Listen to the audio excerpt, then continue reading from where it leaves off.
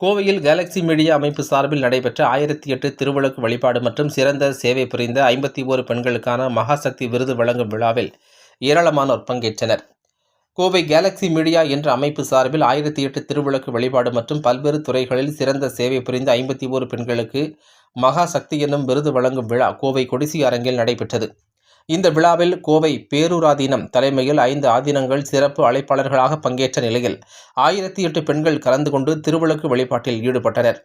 முன்னதாக கணபதி ஹோமத்துடன் துவங்கிய நிகழ்ச்சியில் கோபூஜை நடத்தப்பட்டு வேத விற்பனர்களின் மந்திரங்கள் முழங்க சிறப்பான வழிபாடு நடத்தப்பட்டது. அதில் பங்கேற்ற பெண்கள் அனைவருக்கும் வெள்ளி நாணயத்துடன் 16 வகையான தாம்பூல பொருட்கள் பரிசாக வழங்கப்பட்டன. இதைத் தொடர்ந்து கோவையில் பல்வேறு துறைகளில் சிறந்த சேவை புரிந்த சாதனையாளர்களாக விளங்கிய 51 பெண்கள் தேர்வு செய்யப்பட்டு அவர்களுக்கு மகாசக்தி எனும் விருது வழங்கி கௌரவிக்கப்பட்டது. இந்த விழாவில் 2000த்திற்கும் மேற்பட்டோர் பங்கேற்றனர்.